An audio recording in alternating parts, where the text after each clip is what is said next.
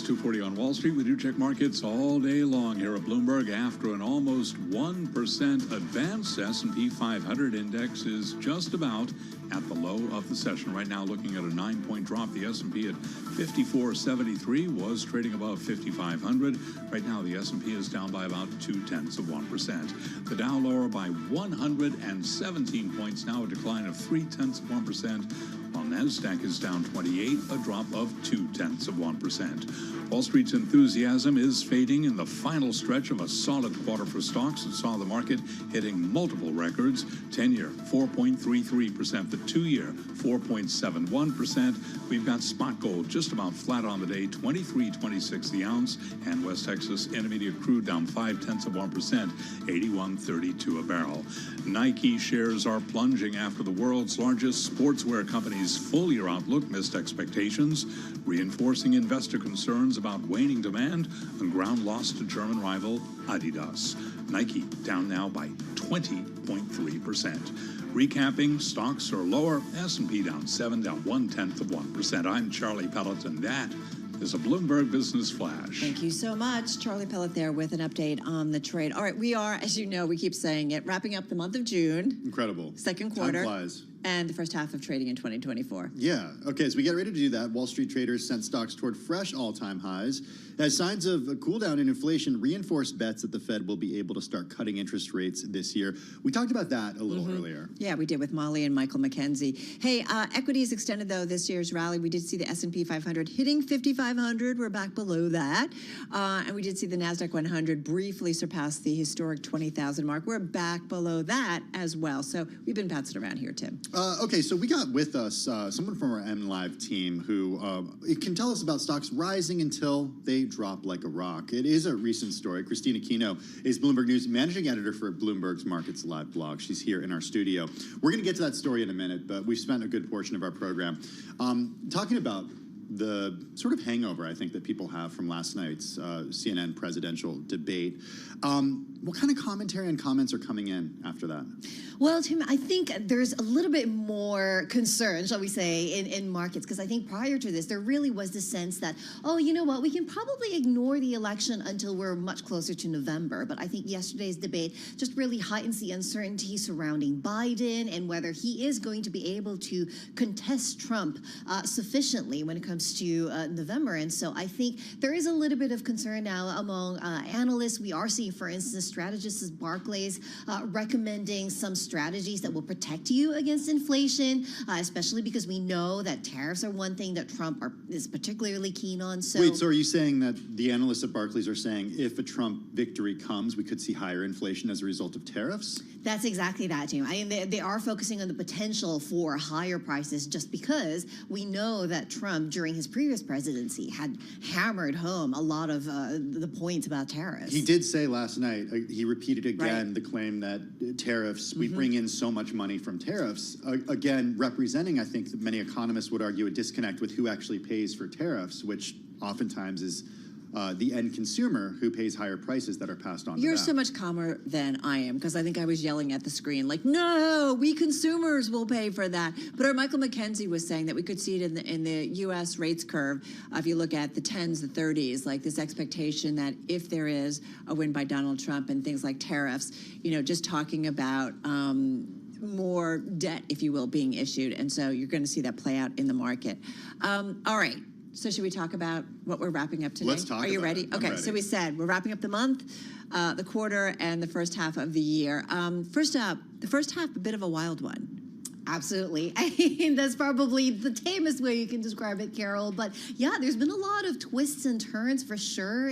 But really what kind of prevailed over all the nervousness, over all the worry about stock markets is that we're still here and we're still near record highs, but there's still a lot of kind of nervousness. I would say that the first half of the year was very much characterized by unhappiness, despite the fact that we're hitting record after record in equity markets. And, you know, there's just a lot of questions over how long can this go for? And you can really sense that investors are kind of caught between FOMO, but also the sense that it really can't be going on this good for this long, right? And so they're starting to think, what are they going to do once that inevitable shoe drops, once that inevitable pullback comes? What is the shoe, though? That's what we're trying to figure out, and that's what we've been asking our own market observers. Over at the MLive blog, what are people talking about when it comes to that proverbial shoe to drop? Yeah, well, I think, Tim, the focus is really on the labor market, and that's kind of the main shoe that we're watching out for. My colleague Tatiana Derry argues that, you know, when it comes to the labor market, there are just like certain unemployment thresholds that would trigger the SOM rule, for instance, which has been a very reliable recession indicator. And so we're very close to that 4% unemployment level that would take us to that level in the SOM rule that would portend a recession potentially. And that's the forecast for next Friday's employment rate would be 4%. That's the expectation for the month of June. So we'll see. We'll know a week from now. But so anyway, please continue. Yeah, exactly that. But yeah, it really is the labor market that's going to be the backbone and the make or break kind of factor in this equity markets, right? And it makes a lot of sense, right? Because if people are gainfully employed, they're very much happy to spend. What they spend on is up for debate because we do have the sense that maybe they're foregoing goods and instead spending money on services, but they're still spending. But if their resources dry up and, we start seeing kind of mass layoffs, I mean, not that we're going to get there immediately. This is going to be, over a few months, if not a year sort of story. But if we do get there, then that's definitely going to be bad news for the stock market. Yeah, because we did see personal income numbers come in a little bit stronger today. Spending was a little bit lighter, but I know Molly was talking a little bit about, I thought, was it consumption or something that was going on that was, or was savings, forgive me. That was a little surprise that we saw a bump up when it comes to savings rates. What? I'm wondering about breadth right now, because one criticism of the rally that we've seen this year is that it's been very concentrated in the top tech stocks. And we're talking about Microsoft, NVIDIA, Amazon, Meta platforms so far this year, just dominating in terms of U.S. equities. What does that tell you, the lack of breadth, about further upside potential?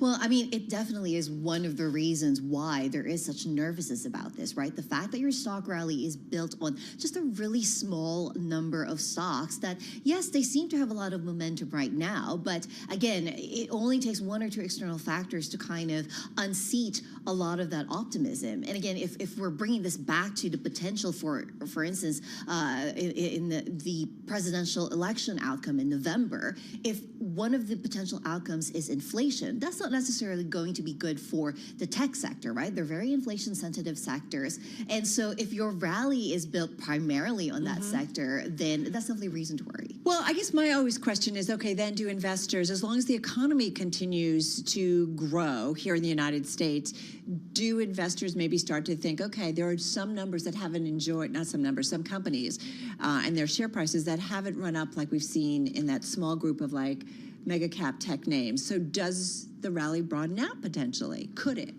I mean, there's definitely a question or a merit to diversification, right? I mean, every investment strategist worth their salt is going to tell you that, look, like there is a potential for kind of danger if you concentrate too much in one sector. The problem, I think, is that for a lot of investors, if they look beyond that tech sector, right, the mega cap tech sector, there really isn't a lot of kind of companies that promise a similar rate of return. And, for a lot of investors, especially people saving up for retirement and whatnot, it really, the return of money over time is really a crucial factor here. And this is why I think what has contributed to that tech blowout. Well, we will see what will happen in the second half.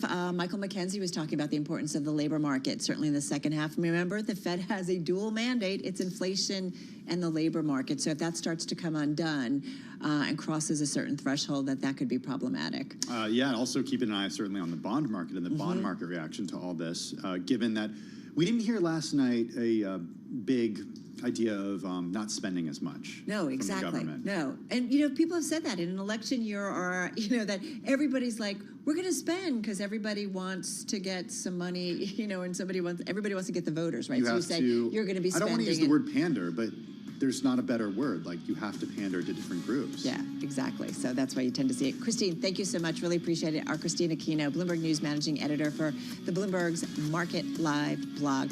Coming up, as you know, we're just about an hour away from wrapping up. We're going to get more on the trade. Options Insight coming your way in just a moment.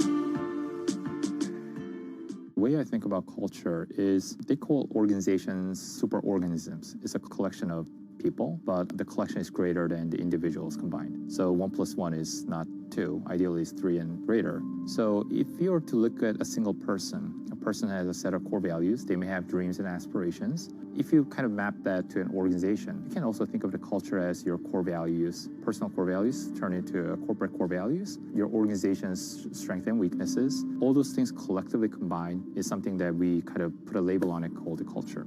A culture is like a muscle memory. It's very hard to change a habit. It's very hard to just say, hey, today we're going to define our culture as XYZ. We're just going to change this way. Like, it doesn't work like that. It's a collection of people's habits. That's like, again, like a superorganism. So you have to like really nudge and create an iterative feedback loop. It's a slowly evolving thing. So that's why it's so critical. Like your day-to-day decision-making, day-to-day operation, everyday execution is really dictated by the culture of your organization, not by a couple of like checklists. It's not what you write on the wall. It's what you do and live and breathe every day. And that is the culture.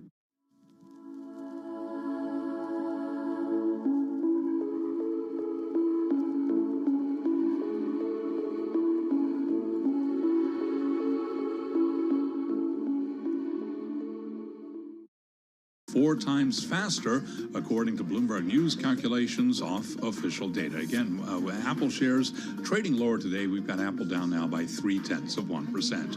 Microsoft's $13 billion investment into OpenAI is set to come under added scrutiny from European Union antitrust watchdogs, who are poised to quiz rivals about the AI firm's exclusive use of Microsoft's cloud technology.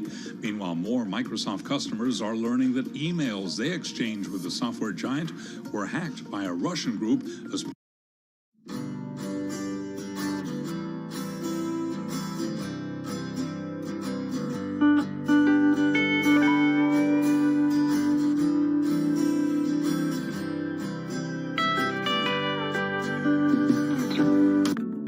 Another thing that startups need to look for is a market that is either started to undergo or is soon going to undergo exponential growth.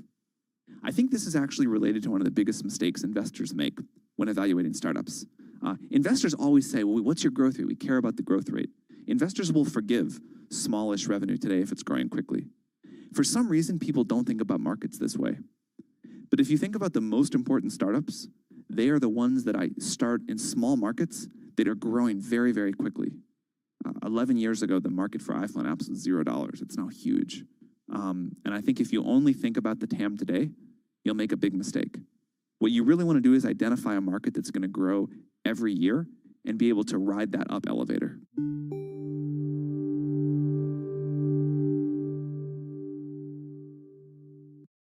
Welcome to the digital age. Are you struggling to stand out here? Don't worry. Meet Blue TV, who is your digital superhero. Blue TV is a multi-purpose online media network that also provides digital marketing services. We are based in Islamabad, Pakistan. We are expert in creative marketing,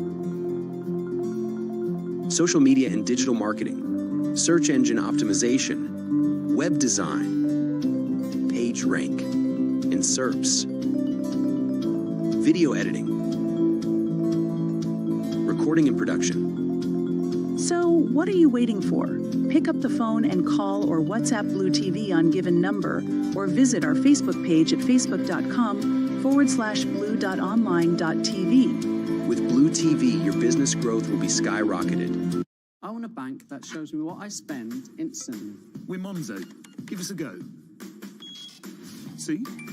I want a bank that can help me budget for the things I need, like a new leather jacket for Bingo. We can do that. Bingo's my cockapoo. Hi, Bingo. It's a real faff to sign up. It takes less than 10 minutes. Race you. You're on. Time's up. How'd you get on? It's a draw. Is it? We hear you, Bingo. You make Monzo Monzo.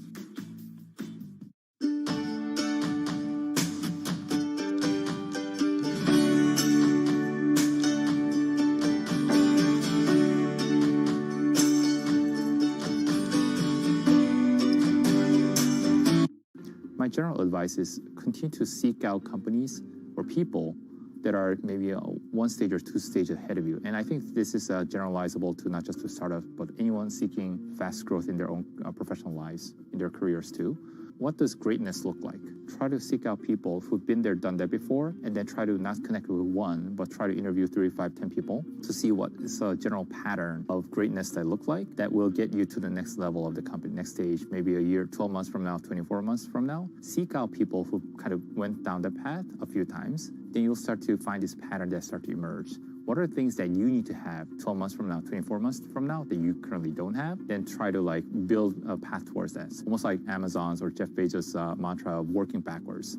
Think about what your end game or next stage look like, and then figure out your steps to getting there, and who do you need to work with, upgrading or coaching your existing team or recruiting from somewhere else to really level your leadership. Because ultimately, the job of a CEO is to do 3 things, right? One is get the strategy right for your company, making sure it's executed, get the right teams onboarded, getting the resources, whether it be fundraising or allocating your resources. So it's strategy, people, or team, figuring out how you need to navigate those things to get to the next level.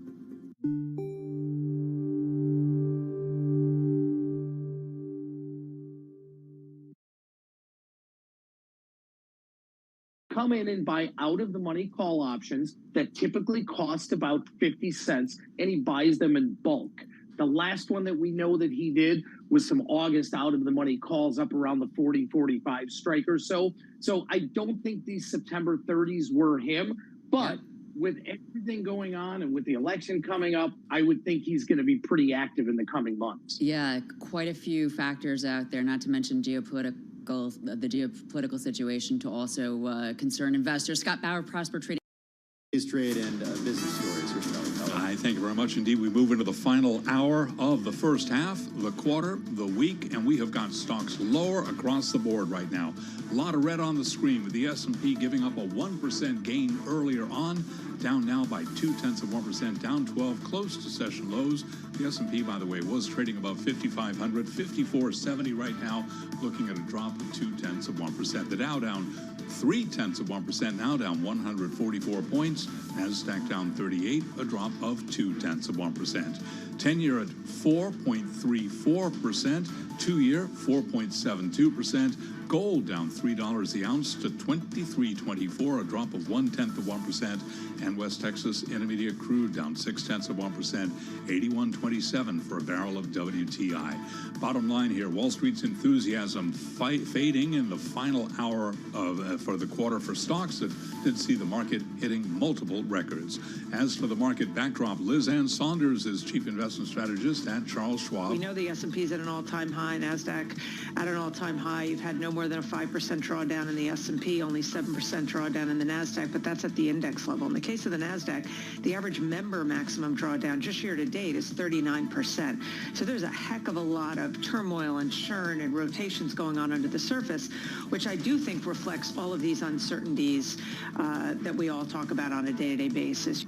Liz Ann Saunders of Charles Schwab interviewed this morning on Bloomberg Surveillance. Trump Media and Technology Group shares surged this morning, and now they are retreating following last night's presidential debate between President Biden and Donald Trump. DJT, that is the ticker, down now by 12.2%. Again, recapping, stocks lower, S&P down 14, a drop there of just about 0.3%. I'm Charlie Pelleton. That is a Bloomberg Business Flash. Thank you so much for that update, Charlie Pellet. Certainly do appreciate it. Well, as Charlie mentioned, Wall Street traders sent stocks toward fresh all-time highs earlier as a sign of a cool down in inflation, reinforced bets that the Fed will be able to start cutting interest rates this year. That has not continued, with the major indices in the red on this last trading day of the year. Abigail Doolittle is... Wait, are you wrapping up the year? Last trading day of the quarter. Happy New Year, everybody! Oh, it kind of feels if only. It feels like feels like it's been a year, doesn't it? What do you think, Abigail Doolittle? It does feel like it's been quite Bloomberg News chief markets correspondent. It feels like it's been quite a year, quite a half a year. That feels like a year, maybe. Or who said that it's sometimes a week happens? There's some weeks that feel like a month, a year. This is one of those weeks that feels like a year. A little warm outside for the end of December. But yeah, a little warm. I wouldn't mind having Decembers this way. What do you make of what we're seeing in today's trade? Because it's kind of a surprise given what we saw earlier in the session. I would say because it is the end of the quarter and the end of the month and the end of the week, we're seeing a little bit of window dressing. What's catching my eye right now is if the S&P 500 drops just a little bit more, we're going to be looking at a weekly decline for the index. That would be the first drop in 4. Now, could that just be like a little bit of consolidation? Probably, but whenever you see some sort of out of trend step like that, I wouldn't call it a reversal because it would really take something for it to be a big decline.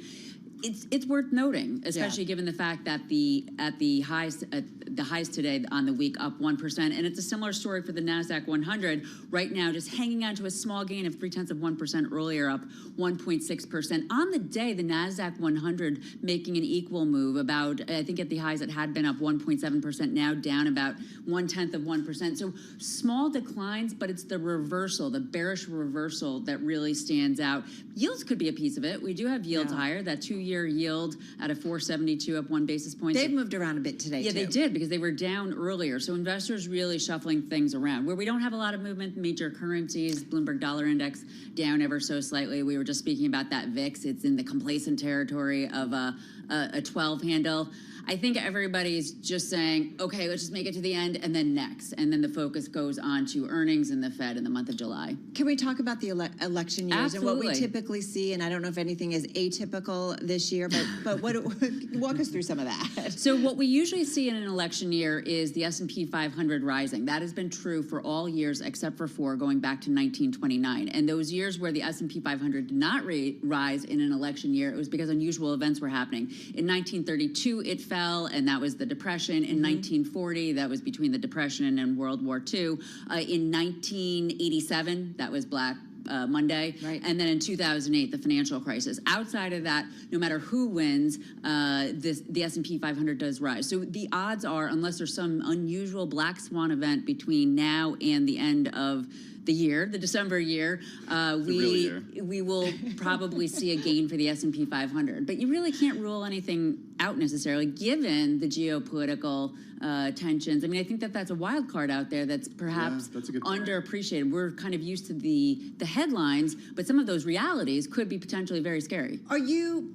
Especially given the debate and the lack of... I want to be right. I want to be careful how I say that because it was funny. Somebody said, so how's it going in the newsroom, And I'm like, well... Market seems okay. It's not fall. I don't know if I've seen any major dramatic moves coming off of the debate last night. I don't think so at all. I think if anything, we're seeing what I've been watching as a way on the debate and the election itself is the VIX. And so we were just talking to Scott Bauer, Prosper Trading Academy. The VIX itself, which is a measure of uncertainty at a 12, that's very low historically.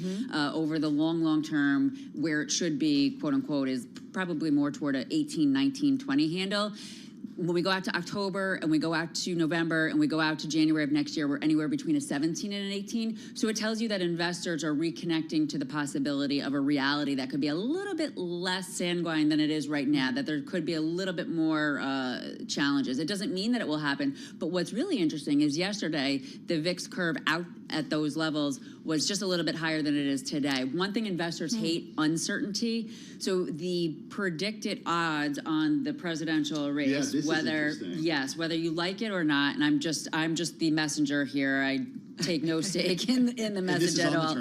It is on the terminal. So this is #BTV 6071, and it is yesterday there was basically a 5% spread between President Biden and former President Trump in terms of the betting odds. Now there's a 59% odds that former President Donald Trump wins, and 32% odds that President Biden. So that's basically a 30% spread based on that one debate. So this is telling us who people are putting money on it think won and lost. But that creates more certainty for investors in terms of policy and what it could mean going forward. So I think that's a little why the VIX curve is down. That's pretty amazing. I do want to get to one stock that you sent this morning in your notes, which was up 13% at the time and is now down.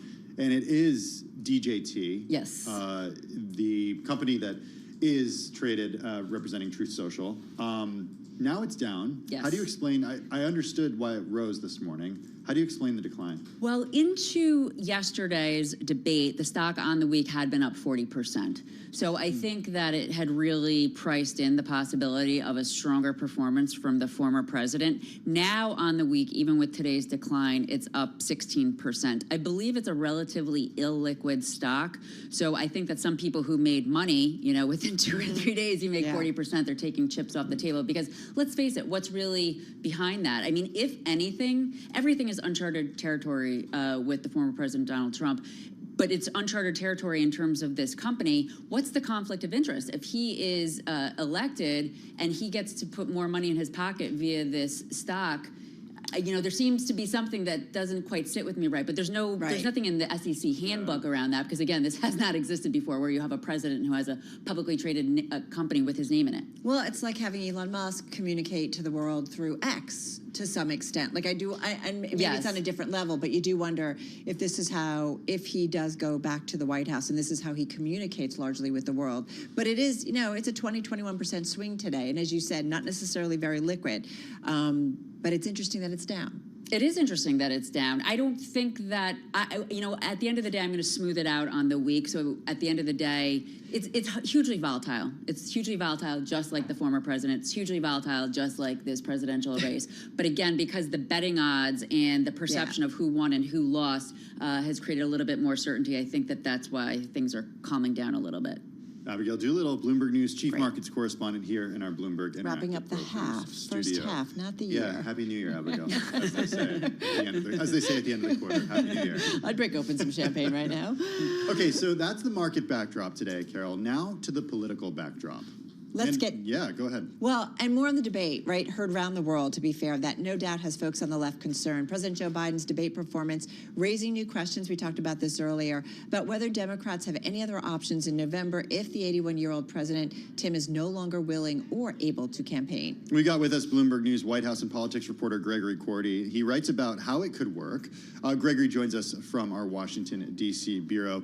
Gregory, many Democrats would argue that it was a disaster last night and didn't do anything to help voters assuage concerns that Biden is fit to serve another 4 years. If Democrats do want someone new at the top of the ticket, fewer than 5 months from the election, how could this play out? Well, there's a contingency in the rules for this, but really the cleanest way for this to happen would be to have Biden himself decide to step aside. That would open up the convention to other candidates, and of course, you would have to consider Vice President Kamala Harris in that mix, but not necessarily her. Governor Gavin Newsom from California, Pritzker from Illinois, Whitmer from Michigan. You name your favorite governor or senator, they could be in the mix here. But that sort of depends on Biden getting out of the way. If Biden doesn't want to get out of the way, and look, we saw him today give a speech in North Carolina that did not look like a guy who had given up on this race. He looked like a different guy than last night, Gregory. He looked like State of the Union Joe Biden. He had a crowd and he had a teleprompter, and it was in broad daylight. It was, you're right, it was a different Joe Biden. If that Joe Biden hadn't showed up last night, we might not be having this discussion. But as of today, he looks like a guy who has some fight left in him. And so if someone were going to knock him off of that top place on the ticket, it would be a pretty Herculean task because you would have to, as a candidate, as another Democratic candidate, you would have to find 600 delegates at the convention to place your name in a nomination, just for starters. And keep in mind that these are delegates. There's about 4,000 Democratic delegates to the convention. 99% of them are chosen by the Biden campaign. These are people who are chosen because they're loyal to Joe Biden. So to be able to peel off 600 of those Biden delegates just to get your name in nomination would be a very difficult task if Biden doesn't want to let go. So that's sort of where we are. It's also very late from a pragmatic standpoint. Yeah. To be able to raise money, to be able to get on the ballot, to do all the things that to start up a campaign, we're really late in the game to be having this discussion. But that's not to say that it's not going on. At the Democratic National Committee and all sorts of corners of the Democratic Party today, people are scouring those Democratic convention rules. They're looking at the resumes of other candidates, and they're trying to figure out, is there an off-ramp? I love that they're looking at the resumes. Hi, my name is Gavin Newsom, or hi, my name is Kamala. You might have heard of me. I'm the vice president. Like, sorry. Are they one-page resumes like you get, like you're told to send out, or do they get longer? Could you just send me your LinkedIn link? Link. You just message me. Sorry, we're just a little batty on this Friday. Could President Biden though step down after the convention? He could. He could step down at any point, and after the convention, it becomes easier in one way and harder in some other. So after the convention, then you don't have to convince 2,000 delegates to make you the nominee. You just have to convince the 200 or 300 members of the Democratic National Committee, and that can happen in a closed meeting, an open meeting, in a phone call, in a Zoom call. It's a little bit cleaner to kind of have that replacement happen politically. But then you get into even more logistical problems, because by that point, Joe Biden's name will already be on the ballot in several states. We've already had this problem with Ohio, whose ballot deadline is August 7th. They've extended it a little bit, but that gives you a sense of how late August, early September, states start printing ballot. We have early voting now. We have mail-in voting that is earlier than ever. And so could you replace him on the ballot? Yes. Would those votes for Biden transfer to whoever the replacement Democratic candidate is? Probably yes. Could this all get fixed and glossed over in the Electoral College? Yes. But it just makes things a lot more messy. Hey, Gregory, you're our polling guru, so I want to ask you a polling question, because, I mean, there has to be, and I don't know this for a fact, so I'm partly asking you this question. They must have done research on who polls well against former President Trump if Biden does indeed need to be replaced. What do we know about that? Well, I can tell you that Bloomberg News has done that poll. We did that poll with our partners at Morning Consult in 7 key battleground states. We gave voters a list of candidates other than Joe Biden and see, okay, if this were the matchup against Trump, who would you vote for? The candidate that did the best was, not surprisingly, Kamala Harris. As the vice president, she has the second highest name recognition in the Democratic Party after Joe Biden, but she still trailed Trump by 3 more points than Biden does. And keep in mind, Biden himself is trailing Trump by anywhere from dead even to 7, 8, 9, 10 points in a lot of these states. So starting with Kamala Harris would put Democrats even more behind. And then going down the ballot to candidates I talked about before, Gavin Newsom, Gretchen Whitmer, J.B. Pritzker. Right. Those people have even lower name recognition and would have a higher bar. If you're interested in my own little poll that I did out on X, where I asked, I wouldn't share this with Gregory. He's going to tell you it's not scientific. You're going to rip me apart. If you were voting today, and I said Biden, Trump, or undecided, 50% went to Biden, 31% went to Trump, and 19% went to undecided. And I'm going to say, because my tweets are, I feel like, somewhat all over the place politically. Is your Twitter feed a swing state? No. Okay, just curious. I don't know. Gregory, I am curious, though, when do you guys start to poll after the debate that we had last night? Just got about 30 seconds left here. Yeah, so I'm probably not supposed to talk too much about our polling plans, but if you've been following along, you probably know that we've done the swing state poll every month. We have not yet done our June poll, so it's probably safe to assume that we're in the field now, and we could be telling you what we find out in the next week or so. All right. Well, we are always so excited when those poll results come out. So thank you so much. Really appreciate it. Secret's safe with you us. Sure, you don't want to Gregory? use my Okay. X poll? I don't know what the standard deviation is on that one. Samples. What's the sample size? I don't know. I'm making 500, 600. That's pretty good. That's what you need. 600. See? Okay. I'm just saying. There we go. Gregory, Cordy. have a great weekend. He's Bloomberg News White House and politics reporter joining us from our Washington, D.C. bureau. Still to come, we're going to talk to McKinsey about the tight labor market. Oh, that's a relevant thing, something we've been talking about a lot, and we get another read in just 1 week. This is Bloomberg Business Week.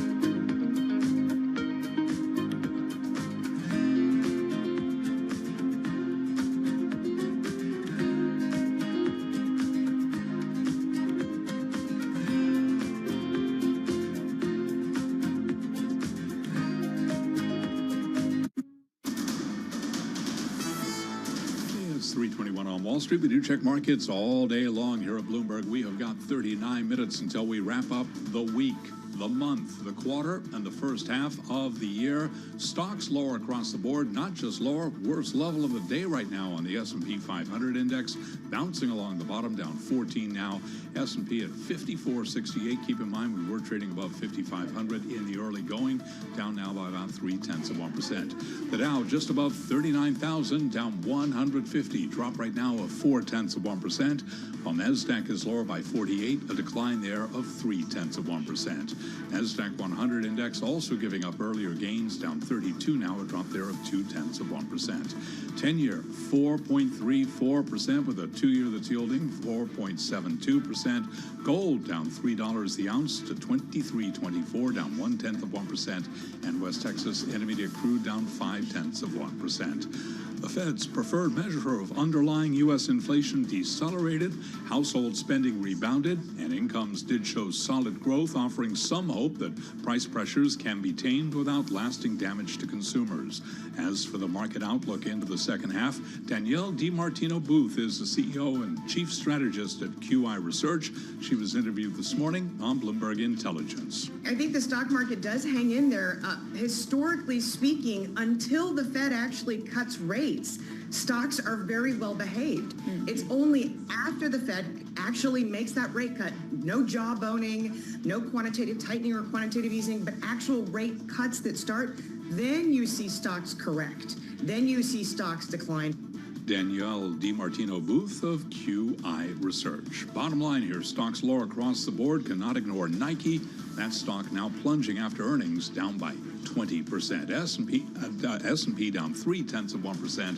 I'm Charlie Pelleton. That is a Bloomberg Business Flash. Hey, thanks so much for that, Charlie. Do appreciate it.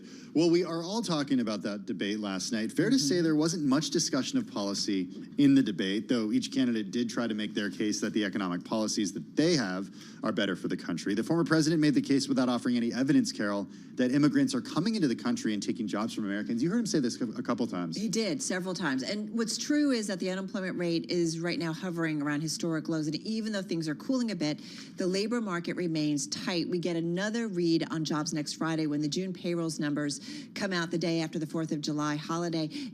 We've had so many conversations, though, the importance of immigration. Exactly, and that's one thing that was driving me crazy during the debate last night is there was no discussion about how important immigrants are to the U.S. fact-checking.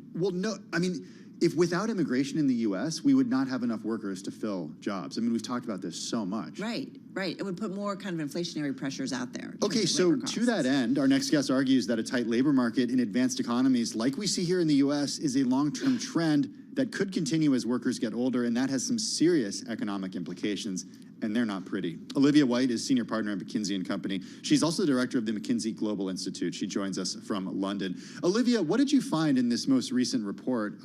And start up with the idea that the tight labor market, it's not just a post-COVID blip, but it's actually a long-term trend. It is not. Yeah, that's totally right. And thanks. It's a real pleasure to be here. It's the accumulation of a long-term trend that started roughly in 2010 after the protracted end of the global financial crisis. And that was a time where we had far too many workers, not enough jobs. And we've been steadily moving to a place where all of a sudden we have too many jobs, not enough workers. And of course, COVID threw us quite a bit for a loop for a couple of years, but where we're softening back to right now is that more tight place. And you can draw a line from 2010 to where we are today. All right. So why should we be having this conversation? Why should we be talking about this right now? Well, look, if what we want to maintain over the next, call it 10 years, is an economic output, GDP growth of what we've had even over the past 10, so about 2%. If we maintain our current levels of labor force participation, and if we maintain our current levels of productivity growth, we're going to be roughly a percentage point short. And that's a problem. And so we have to think about both what we need to be able to do in terms of labor supply and what we need to do in terms of boosting productivity. Okay, so where does immigration come into this? Because it's something that we wanted to understand, not just in the U.S., but as we're seeing migration patterns all around the world right now as a result of many, many reasons. It's not just an issue here politically in the U.S., it's a huge issue in Western Europe. How does immigration play into this? Immigration is one element in thinking about how you can boost your labor supply, particularly as your populations age. So yeah, of course, foreign-born workers, important elements.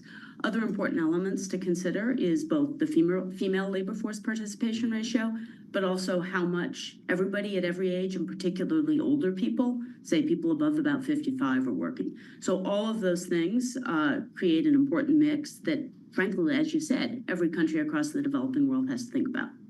I'm sorry, Carol, I want to jump in here. Why are you seeing a tight labor market in other areas of the world too? Like, it's not unique to the U.S., but it's unique to advanced economies. You just laid out the U.S. version of it, but what other advanced economies? Why are you seeing it too? Well, so first, if you look at a set of developed economies that seem to have nothing much in common except these tight labor markets that you talked about, you see places like Germany, places like Japan, Norway, Singapore, the Czech Republic. And all of those places were actually at a fairly similar juncture where actually populations are aging and folks in general have eaten up the labor supply that they had in excess at the end of the global financial crisis. So it's a pretty similar explanation, quite frankly. And, you know, something I've talked to you guys about before is productivity growth, or the lack of it, in a bunch of developed economies. We've been living through these, call it 10 years up until about 2019 when COVID hit, where we had the luxury of being able to throw more people, more labor at the economy, at output, and we weren't growing productivity growth. We weren't growing productivity enough. And now we've eaten to bone, and we're at a place where we have to figure out both how to get more labor supply, but also how to continue growing productivity. Hey, one thing I want to ask you as we talk about productivity, as you know, and I'm sure you have these conversations, we talk a lot about artificial intelligence and how that's going to take over a lot of tasks, right? Generative AI, large language models, you know, advanced AI, right? That's going to do a lot of tasks going forward, and maybe there'll be some worker adjacent, you know, with AI. Have you said that? But my question is, you know, if we need to, I feel like we're arguing to bring in more immigrants, right, or immigration, because we're going to need it maybe going forward to fill some of the jobs. But at the same time, like when I think about that, when I think about reskilling, do we really know what we need to be reskilling for if we don't really know exactly all the jobs AI is going to ultimately take over? Well, you know, and even you and I have had this conversation about AI, Carol. So near term, yeah, for sure. You know, near term, we're already near bone. So we can look quite specifically at the jobs where vacancies are the highest. And then we can start to extrapolate that into the future. And sure, if you take a telescope and you look, you know, even 10, 15 years out, it's harder. But next year, the year after, yeah, we know. And the sorts of reskilling that we need to have in the pipeline are, for example, vacancies are very high in healthcare. How do we make sure people...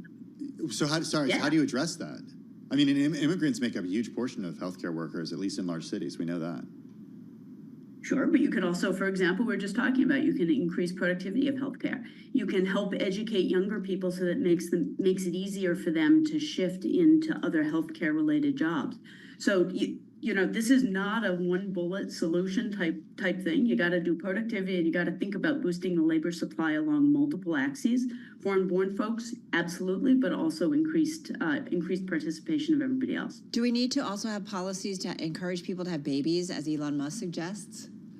Well, if our babies are going to start working at 1 or 2, that might be a plausible You know solution, what I mean, but you know the birth rates and so on and so forth. Although there's some debate about whether really birth rates are going down all over the place. A 1 and 2-year-old, they are not productive. They do not add to productivity. Wait, Liv, is it like out there, you know? Well, look, I will absolutely embrace this demographics conversation. I think it's super important. I'm actually working on it too, but it's not a fix for what we're talking about right now. Hey, when do we start to see, we had an interesting conversation with Gina Martin-Adams, our chief equity strategist here at Bloomberg Intelligence earlier this week, about the way that AI has really benefited a few of the very large companies, NVIDIA and Microsoft, and we're still not seeing it play into the bottom lines of other companies that are not necessarily in pure play AI categories. I'm wondering, Olivia, what sort of you can tell us about, you know, when we'll start to see that productivity end up in the bottom line of these other companies? Yeah, look, my take on this is you see the sort of life scale of this go. You first get some experimentation, you then get some pilot, you then start to be able to wire it through your company. I would start to think 3 years, 4 years, and it's going to depend on the company, right? So the companies that start to see it coming in most quickly will think about it on that time scale. But look, remember in all of this, half of our economy is powered by small businesses. So it's one thing to talk about large companies starting to adopt things like AI, but it's just going to take longer to work its way through the full economy. So if there was one policy you could change or one thing that you, or piece of advice that you would give to either governments and or companies, what would it be? Companies focus on broader talent pools and make sure you really give a good talent proposition to the people you hire. All right, good to know. Hey, listen, always fun to check in with you. Olivia, have a good weekend. Olivia White, Senior Partner at McKinsey & Company, Director of the McKinsey Global Institute, joining us there in London.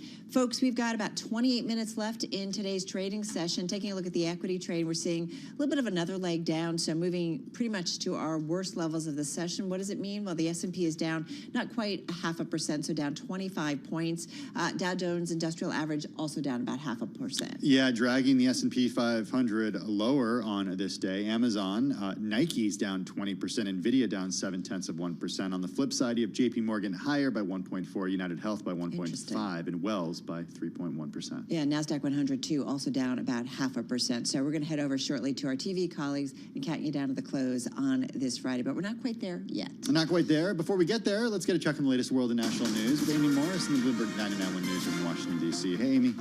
Hi, Tim. President Biden's debate last night against Donald Trump was considered a disaster for the Biden campaign, with members of his own party reportedly wondering if maybe there should be somebody else on the ticket. Well, during a campaign event today in North Carolina, Biden addressed those concerns. I don't walk as easy as I used to. I don't speak as smoothly as I used to. I don't debate as well as I used to. But I know what I do know.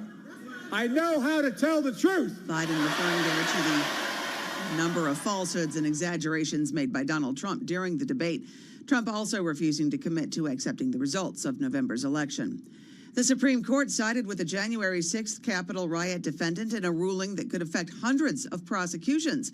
Strategic Counselor on Democracy and Power at Open Markets Institute, Caroline Fredrickson, on possible next steps for those so-called J6 defendants. In this case, there will be a potential lessening of the sentences. Some people will be sentenced to time served, and some people, will perhaps get off altogether because their charges are so minimal that they will be a kind of slap on the wrist. And in another case, the Supreme Court rejected a bid to delay a prison sentence for longtime Trump ally Steve Bannon.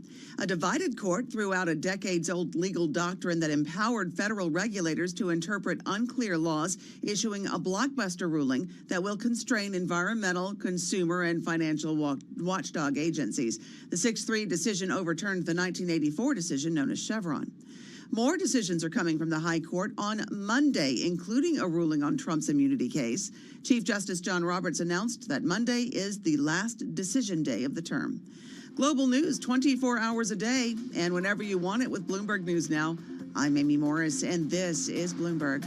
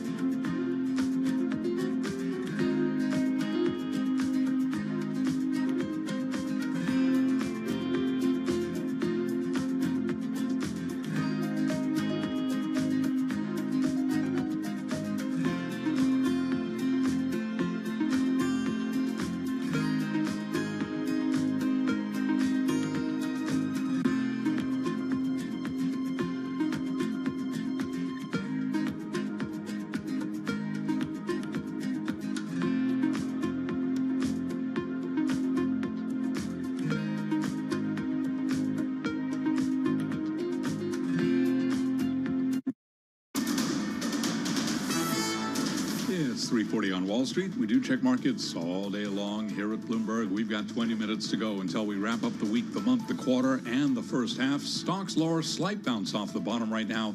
Let's head over to the first word breaking news desk for today's afternoon call. Here he is, Bill Maloney. Good afternoon, Charlie. U.S. stocks in the red today after a positive start. The Dow is currently down 122 points.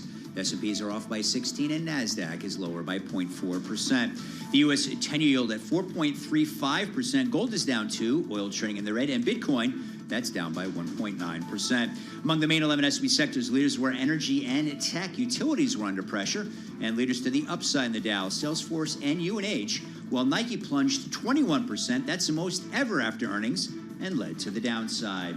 Wrapping things up, the Biden campaign director said there have been no discussions about Biden dropping out of the race. Live from the first breaking news desk, I'm Bill Maloney. Charlie? Okay, we thank you very much, Bill Maloney. To hear live breaking news over your Bloomberg type squawk, SQUA, on your Bloomberg terminal. I'm Charlie Pelleton. That is a Bloomberg Business Flash. I'm driving in my car. I turn on the radio. How about you let me drive? Oh, no. Who's gonna drive you home? Honey, please, I'll do the driving. Drive on. Excuse me, I want to drive. It's the question that drives us. This is the Drive to the Globe. That funky music will drive us till the dawn. On Bloomberg Radio. All right, TikTok, everyone. It is that time. Less than 20 minutes to go until the close of trading on this last trading day of June. Nice job. Of the month. Of the month. Of the quarter. Of the half. Of the first half of the year. Not Happy New Year. Not of the year. Not Made there that yet. mistake earlier. Although it feels like we've been through a year. It does feel like we've been through a year. Let's get to it with Alan Zaffron. He's founding partner and co-CEO at IEQ Capital, joining us once again from Foster City, California. Alan, how are you? Doing great. Tim and Carol, how you doing? Hey, we're doing pretty well. We spent a lot of time on our program today talking about the debate, and we've got to start by asking you about last night's debate. You manage around $25 billion. Did last night's debate change the way you're thinking about what happens in November, and therefore change the way you're thinking about asset allocation moving forward? No, the debate result or the end of the debate didn't really change much. I think Trump has been the considered favorite going into the election. If you're taking a long-term perspective, you want to focus on economic issues, not near-term issues. I suppose if you're a trader, you could jump into health insurance companies and private prison stocks and credit card company stocks, and they're going up today, and avoid cannabis stocks and energy, EV stocks today. They're going down a bit. But other than short-term trades, I don't think anything's really changed. The market, in essence, is betting that for the most part, things aren't going to change. And again, just remind people, for us here, Big's issue is really Congress and tax laws. And the best guess is we're going to end up with a divided Congress, and therefore there's going to be a limitation to some degree about what happens to changes in the taxes for corporations and for individuals. That's really what's driving probably future investing thoughts. Well, so let's go there a little bit, and let's throw in tariffs into that, because former President Donald Trump has certainly said that that's a route he would go, putting more tariffs on foreign companies. He believes, it seems from conversations, that he believes that it's the foreign companies that ultimately pay it. We know that it ultimately ends up in higher prices of goods and more inflationary pressures. If he pursues that course of a policy, what's the impact then potentially on the U.S. economy and the U.S. financial climate? You're right, Carol. Under Ricardian economics, if we're not going to optimize where things are going to be built and then transferred, we're going to put an environment of moderately higher prices, and the cost of your bronze shaver and your other imported autos or goods, particularly from China, are going to go up. That's not a great world to live in. It's going to also impair returns, all things equal, of non-U.S. equities. It will continue the onshoring theme that we've seen for quite some time. But I'm going to tell you, a lot of that is already built into the markets. If you look year to date, what's going on is the S&P is dominated by the mega 8 stocks, is up 15%. Small cap stocks are up only 1% for the year. So you're already seeing this dichotomy. And if you really want to get into the nuances of the difference between a Trump administration and a Biden administration, all things equal, the issues I think are a fewfold. One is I think you're going to end up with more fiscal stimulus from tax cut extensions and new spending. I think what they're going to do is they're going to take that Tax Cuts and Jobs Act, where the tax provisions are supposed to end at the end of 2025, and they're likely going to extend them, other than possibly for household incomes above $400,000.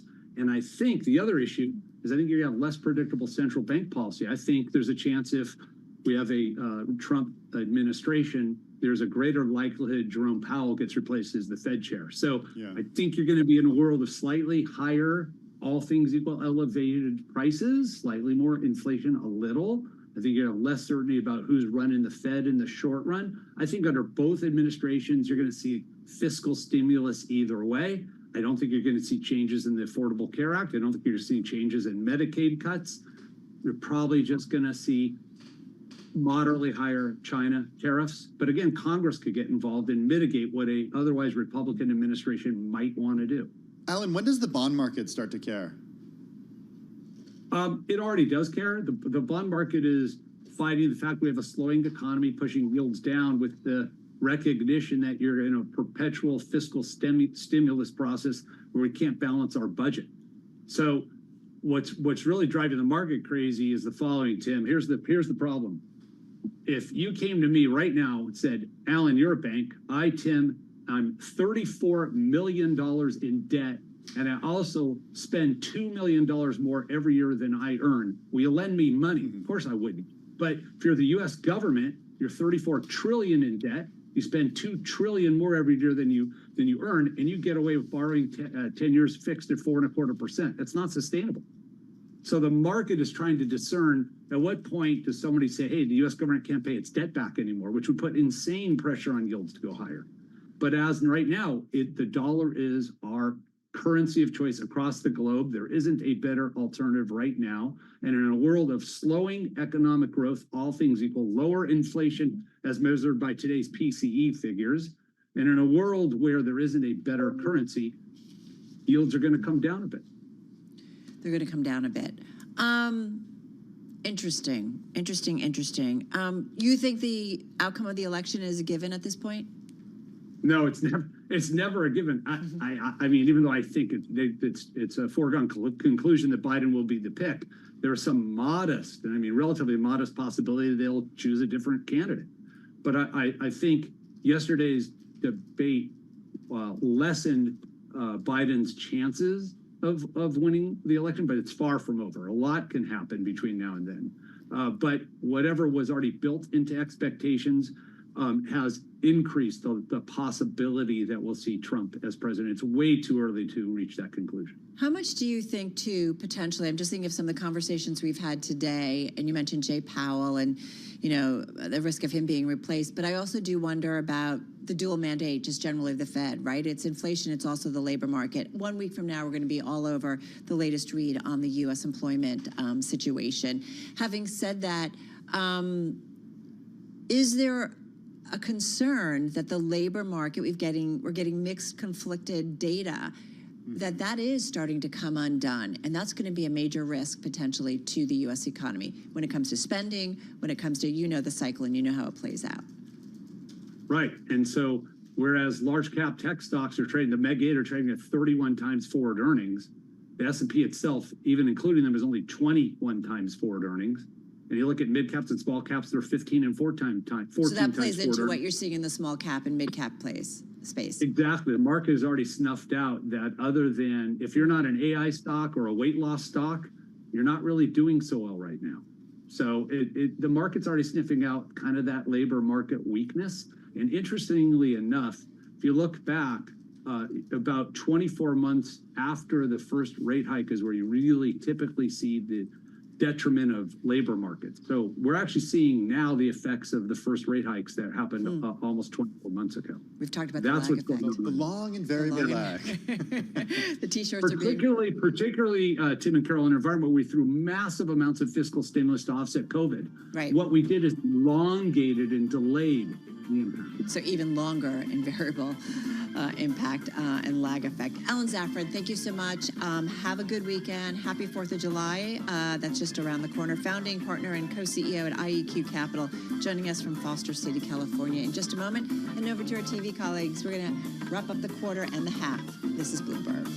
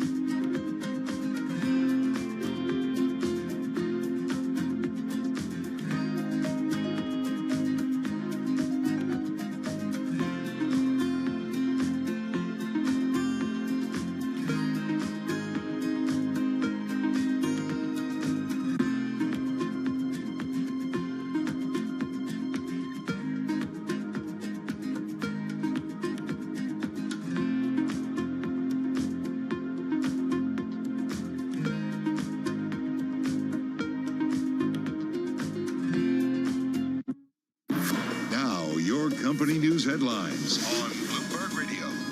From Bloomberg World Headquarters, I'm Charlie Pellet. 7 minutes to go until we wrap up the first half of the year. And among today's prominent decliners, yes, stocks are lower, but we got Apple trading down by 0.6%. This after iPhone shipments rose 40% in China in the month of May, down from a 50% gain in April.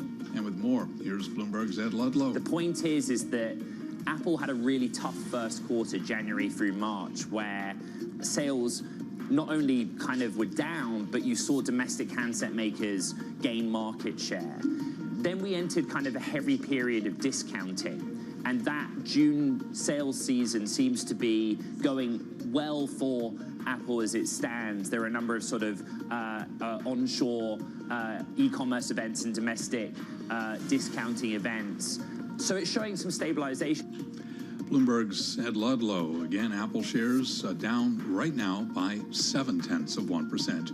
Nokia has agreed to buy Infinera Corp in a $2.3 billion deal that will expand the company's networking products for data centers and increase its presence in the U.S., a potentially key source of growth as the boom in AI drives demand for server capacity.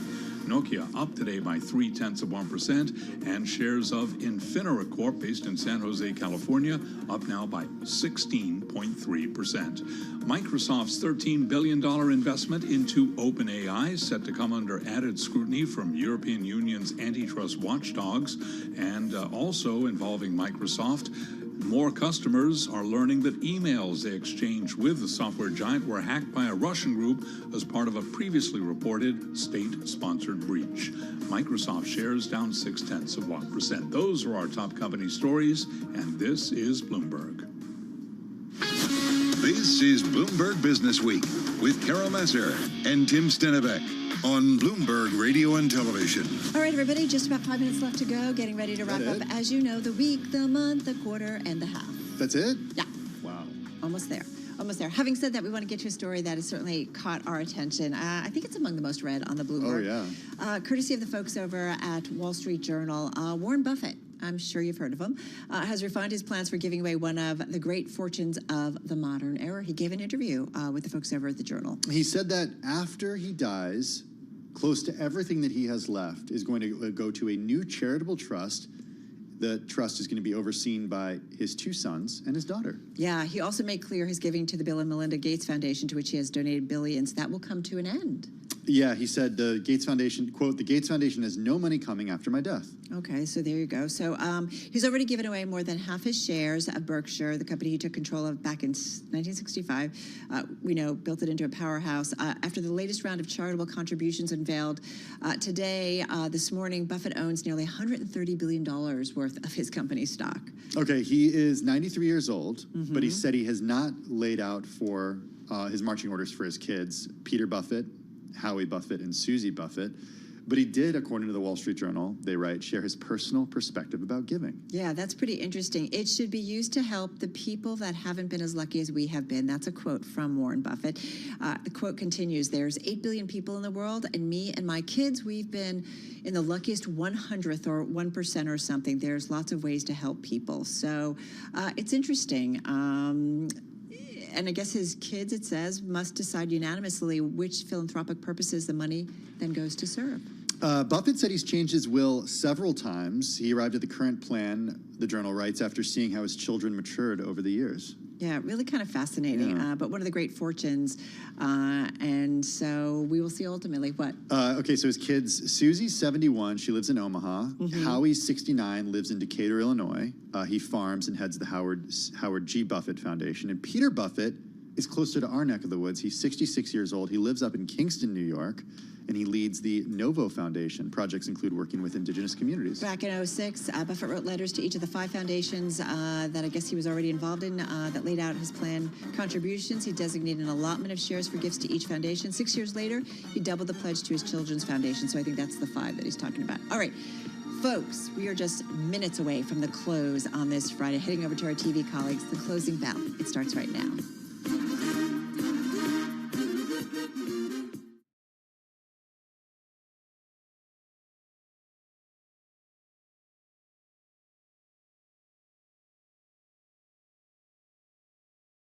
The Closing Bell, Bloomberg's comprehensive cross-platform coverage of the U.S. market close, starts right now. And right now, we are 2 minutes away from the end of the trading day. Romaine Bostic and Alex Steele here to help take you through the closing bell. It's our global simulcast. It begins right now with Scarlett Fu in the TV studio, Carol Massar and Tim Stenevec in our radio booth, as well as all of our audiences across all of our platforms, including our audience joining us on YouTube. We are going to parse the most crucial moments of the market today here. But of course, we have to focus a little bit on politics on the heels of that big debate last night. Former President Donald Trump now holding a rally. Let's go out to see what he has to say. Country. And we have to take it back from that party. That's an evil party, despite the fact that crooked Joe Biden spent the entire week at Camp David resting, working, studying. He studied very hard. He studied so hard that he didn't know what the hell he was doing. He got the debate rules that he wanted. He got the date that he wanted. He got the network that he wanted. With the moderates he wanted. No amount of rest or rigging could help him defend his atrocious record. It's not defensible. I don't care who you were. You could be the late, great Clarence Darrow. Has anyone ever heard of Clarence Darrow? He was known as quite a good debater. Not as good as your governor, but that's okay. Hello, Governor. I can't miss this guy in the crowd. But his son's much better looking than him. Joe Biden's problem is not his age, it's not his anything. Former President Donald Trump holding a post-debate rally down there in Virginia. You can watch that in full on your Bloomberg terminal by typing in Live Go, but we do want to get back to the markets here as we close out the day, the week, and of course, the quarter here in the United States. The Dow Jones Industrial Average going to close out the day on the back foot, down about 0.1%, roughly about 41 points lower. We should point out that it's higher on the month by about 1%, but lower on the quarter by about 2%. The S&P 500 lower by 0.4% on the day, but still good enough here to solidify what's roughly about a 4% gain for the quarter. The NASDAQ Composite down 126 points or 0.7% on the day, still higher by 8% on the quarter. And the Russell 2000, that was actually, believe it or not, your outperformer on the day, up by about 4 to 0.5%. But on a quarterly basis as well as a monthly basis, that is your primary laggard there. Carol Masser, the Russell 2000 down 3.6% here over the last 3 months. Yeah, that's significant downside. Maybe some concerns about the outlook, certainly for smaller businesses. Having said that, if I take a look at the S&P 500, back to the big caps we go, and you've got almost an even split here, Scarlett. 266 names gaining on this last trading day of June for the month, for the quarter, and for the first half of 2024. 236 to the downside, so kind of an even split there. All right, let's take a look at the IMAP, because some of the biggest sectors in the S&P 500 by weighting are the biggest decliners today. So that's why the IMAP is pretty much red with a couple of green slices. Communication services, consumer discretionary, and utilities all dropping by at least 1%. It should be noted that utilities have been the biggest laggards in the month of June. All the communication services were the best performers, or among the best performers, in June and the second quarter. As for the gainers, REITs, energy, and financials, but not by a whole lot. All right, guys, a lot of red and green there. So, all right, here's some of the individual gainers, if I may. This is the #1 gainer in the S&P 500. Synchrony Financial pretty much finishing just off its highs of the day, so up about 6.7%. Baird analyst Brendan Crowley initiating coverage on the company with an outperform rating. He cited its position as the #1 domestic private label credit card platform with tenured large retailer partnerships and an experienced management team. So some outperformance in that name. Infinera Corporation also, their shares soaring up almost 20% at their highs, finishing just below the 16% gain mark. Nokia agreeing to buy the maker of digital optical telecommunications equipment for $2.3 billion. So some deal flow on this Friday. And then I just went to the Philadelphia Semiconductor Index because I was looking for some outperformance, and I did see earlier in the day almost all of these names were higher in this session. At its highs today, the SOX was up almost 3%, guys, finishing the day with a 0.9% gain in today's session. Didn't see any specific news. An index? Isn't that cheating? No. I think it's inclusive. It's thematic. I'm an It's inclusive. thematic. It's thematic. Thank you very much for that. All right, off to Tim we go. All right, we got to start with shares of Nike. I mean, the worst performer in the S&P 500 on a percentage basis. In fact, the worst day ever for Nike. It shed 1/5 of its market value, now trading at 2020 levels, falling 20% today. Shares sank after the company's full-year outlook missed expectations. It got investors worried about waning demand and then also rising competition from people who are buying Hoka's, On, Adidas, even old rivals like Adidas. Nike also said they saw revenue declining in the mid-single digits in the company's current fiscal year, which began this month. Puts pressure on Nike's management team led by John Donahoe, the CEO there. Also, keep an eye on shares of Apple. They were higher earlier in the session. This after we learned that iPhone shipments in China rose 40% in May. Smartphone shipments climbing more than 13%, but foreign brands, Apple comprises the vast majority, grew almost 4 times faster. This according to Bloomberg News calculations of official data. We did see shares jump initially, but fell today by 1.6%. And then DJT is the ticker. Trump Media and Technology fell 11%. Again, higher early in the session, jumping nearly 9% after that presidential debate last night. Shares then ended up moving lower later in the session, falling around 11%, Alex. All right, let's go to the bond market here. Really interesting price action right now. You're seeing the sell-off really accelerate as U.S. equity markets closed up. You now have that 10-year up by about 13 basis points. Same with the 30-year. Even the 2 years getting in on the action, up by 3 basis points. We had the yields hit the lows of the session right after that economic data came out around 8:30, and then it reversed course, sending equities a little bit lower, kind of struggling, and yields really popping higher there, Scar. Yeah, let's go back to Virginia, where former President Trump is speaking at a rally. Of course, it comes on the heels of last night's presidential debate, following which President Joe Biden said he's committed to winning the election and brushing aside calls to step aside. Let's take a listen. We can really survive 5 more months. This is the most dangerous time in the history of our country, in my opinion, and we have a transition period because hopefully there has to be a transition. We've never been so close to World War III before, and if it happens, it will be a war like no other. This because of the threat of certain types of weapons. We don't even want to mention the word, but because of the type of weapons that you're talking about today, and I know them better than anybody. You know, I built our military. I totally rebuilt our military. I know more about weapons than just about anybody. And when you look at the incredible destructive power of these weapons, this will be a war like no other. This will not be 2 army tanks running against each other and shooting. This is going to be something the likes of which we've never seen. And we have a man who's grossly incompetent heading up our nation. And he's competing against Putin and President Xi of China and Kim Jong-un of North Korea. He's competing against people that are at the top of their game. And he was never really at the top of his game. He was never very good, but now he's really not good. Last night was a defeat not only for Biden, but for the entire radical left Democrat Party and the fake news media who have been lying to the American people as our country was being destroyed. The fake news media, look at all of them back there. Look at all of them. That's a lot of cameras. That's a lot of cameras. That's a lot of camera power. The Joe Biden on stage yesterday was the same Joe Biden who gave us open borders, crushing inflation, rampant crime, 2 new wars, a disastrous Afghanistan embarrassment, most embarrassing moment in the history of our country, and the international humiliation. Think of it, one after another, international humiliation, one after another. Nobody respects him. Foreign leaders don't respect him.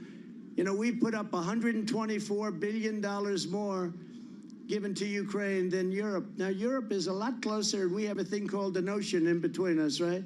So no matter how you cut it, it's got to be more important. Why is it that we're not equalized? Why is it that they put up $124 billion, our people, these people in Washington that don't know what the hell they're doing? You know, I stopped it with NATO. We were spending almost 100% of the money for NATO. And I went in my first meeting, I realized, I said, you know, they're not paying their bills. They're delinquent. My second meeting, I said, you got to pay. And they said, well, what would happen if we don't? Then we won't defend you against Russia.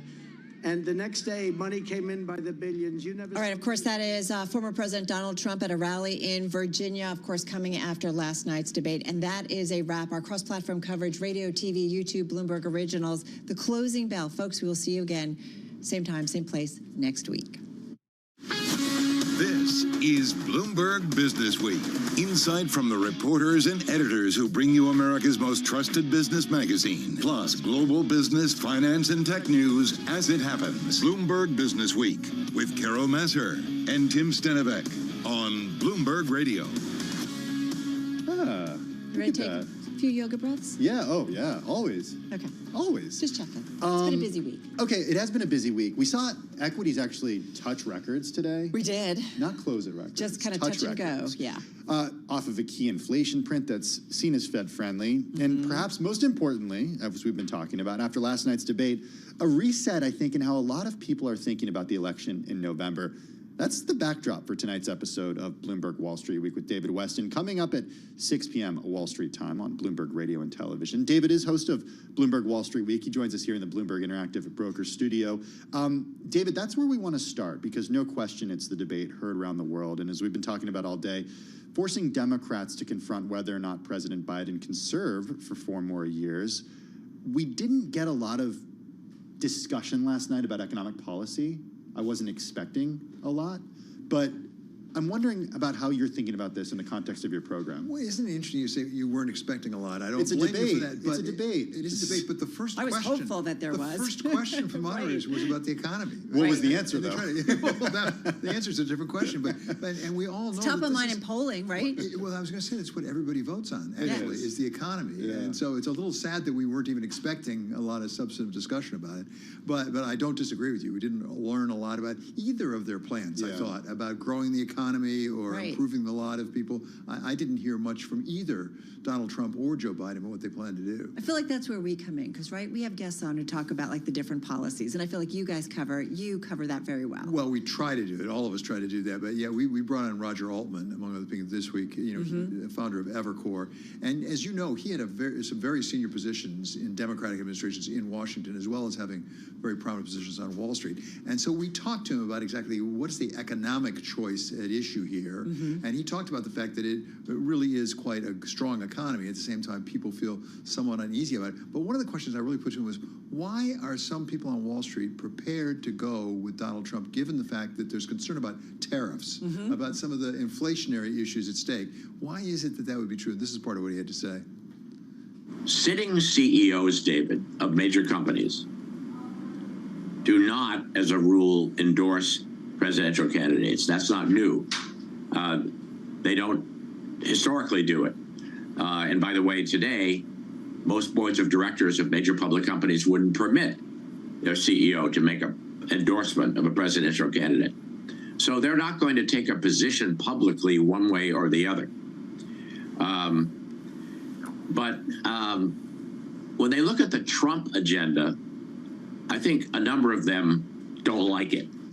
So that's Roger Altman telling us that. I have to believe him. He talks to a lot of CEOs. I mean, we tend to hear about Bill Ackman and The Wall Ken Street Griffin folks, right? The and financial Steve folks. Schwarzman and things like that, Yeah. who have not been shy about taking a position. But one thing that those executives probably liked in President Trump's term from 2016 to 2020 was cutting the corporate tax rate. Yeah, or the flip side also, President Biden's really talked about raising the rate, not all the way back to where it was before President Trump, but up towards it. And obviously, the Business Roundtable does not like that. Corporate executives don't like that. But there are also issues, about exactly where this is all going to go. Particularly, bear in mind, Donald Trump might well pull back on a lot of the stimulus in terms of the Inflation Reduction Act, as well as CHIPS and Science. I don't think corporate CEOs are particularly in favor of that investment. Yeah, well, you think about, right, we've talked so much about the liquidity that's out there, whether it's in infrastructure investing or investing in, like, as you said, the semiconductor build out here in the United States. Can I ask you something about the debate? Yeah. We have been having kind of a conversation in the newsroom about fact-checking. And in a debate, someone who ran ABC News, wondering about, the role of journalists while you're in a debate, how much to push back. And by the way, the person who ran issues. ABC News is David Weston. Is David Weston. Oh, sorry. Yeah, of course. Yeah. But you know what I mean? The role of that in a time when journalism, we know so much, we talk about social media, how much misinformation there is out there. What's the responsibility? So I'm hearing a lot of that questioning, if not criticism as well. And I don't know what the thought process was. But let me present an argument for why it may make sense to do what CNN did. One of the challenges, I think, when you have particularly Donald Trump on a stage is what he wants a debate with you, the moderator. He wants to get in a fight with you, and then he walks off the stage and says, see, that's the mainstream media, right? Or the fake news media we just heard him talking about, right? And if you get drawn into that, it's really hard to get back out of it. And I would also, if I were going to defend, I'm not sure they need defend their position, if you're going to be the leader of the free world, you ought to be able to do your own fact-checking. I mean, when you go into a private meeting with Vladimir Putin or with President Xi, you don't get to bring the media along to say, is he telling them the truth or not? And so you would sort of expect out of the President of the United States that he would say, wait a second, that's just false. Let me tell you what's true. And I didn't hear a lot of that last night. I'm not sure I blame CNN for that, frankly. Okay. That's interesting. You didn't hear as much pushback between, and I don't know if whether that was a function of the mics being cut, or if it was the fact that there wasn't an audience there to sort of egg the candidates on. But it was certainly a format that I've never seen when it comes to a presidential Because you're too young to remember Kennedy, Nixon. Well, fair, right? That's fair. Yeah, I wasn't around that. I also thought, but that was like a big radio versus TV debate, right? The people. Yes, people saw it entirely different. Exactly. People on TV thought that John Kennedy won, and people on radio thought that Richard Nixon won. That's totally right. And partly because of makeup and non-makeup, because Nixon refused makeup, and Kennedy was so savvy that he put makeup on. Yeah, you never refused makeup. I'm just going to throw it out there. Yeah, but I actually thought, and this is now just me purely speculating, I thought actually that format might have helped Donald Trump because it cabined him. It limited him. He couldn't flame out. He didn't have an audience to play to, and he actually had to keep the answers short, and he had to be sort of factual in there. And I actually thought it made him sort of more centered in a sense, felt like. It did feel calmer. Yeah. And dare I say level-headed, but I'm just, just in comparison to what we've seen in the past. All right, I did digress. What? No, don't digress. Do whatever you want. What are you excited about in tonight's show? Well, I love Roger Altman, so it's great to have him on and to hear his point of view. Also, his view more broadly about the economy and where we are, because he thinks it's awfully good, and he recognizes people feel things are not affordable, but he thinks that's improving. And the question is how much it will before November. Does he think the Fed's behind? No, I don't think he thinks of it. He thinks it's perfectly sensible what's going on. He also doesn't think it's really interfering with his deal making at Evercore. It's not the bigger problem. Yeah. We also talked with Ray McGuire, who's president of Lazard, as part of the Bloomberg Invest. We went down and talked with him, and he says there's a wall of capital investment required for the various transitions, whether it's energy transition or AI or lots of things coming up, and that he's really involved in and excited about. At the same time, he says we don't have the people for it. The immigration problem. We just had a conversation with the team over at McKinsey about that. Yeah, it's a real problem. And as you know, corporate CEOs are very concerned about this. Yep. And then, believe it or not, we talk about China. You haven't heard much about China lately, right? Right. Yeah. But they've got the third plenum coming up, which is really devoted to economics. It starts July 15th. So we have Mary Lovely from Peterson Institute to talk about what do we expect out of that, how much do we expect, what are President Xi's priority right now, and how does it fit with what President Trump or President Biden, depending on who it is likely to do with China. Interesting, right? Yeah. Something to think about. You're going to also have an interview with Chris Ailman over at CalSTRS. It's a momentous day. It is, because he's on his way out. Last day as CIO. Yeah, exactly. And he's been a really loyal fan, going way back to the old Wall Street Week. And he's one of the ones who really encourages to bring the elves back. We worked with him on figuring out how to do that. Oh, I love that. And so he really wants to talk about the elves and where they are right now in the S&P 500 and what they're predicting and things. So, yeah, Chris is terrific. He'll still be around. He's got another gig or two in him, but it'll be I'm curious to see what his next move is. At CalSTRS. Yeah, well, he may well talk about that tonight, but he's going to be doing some advisory work, and he's got some things in the hopper. Also, he told me just today, there's some things he has not felt free to really express strong views on that he is going to feel much freer about, and particularly watch it coming, particularly climate. Really? This is a real bee in his bonnet. He thinks that this has gotten to be a much more pressing problem, and then we realize that we're not focused on it. He has talked about that with us a little bit, and since he's in California, maybe he has more free reign to do with the public pension there. But it's interesting. He also feels, at least feels, that CalSTRS's been sort of a whipping boy on this, that they've gotten really taken a task on it. Wow. But he really wants to speak up, particularly about disinvestment, yeah, and whether disinvestment makes any sense or not, and whether this is South Africa. Which to cheat to the end, he doesn't. Climate's interesting, though. That came up a little bit in the debate last night. Just a little bit. It wasn't answered. It was asked.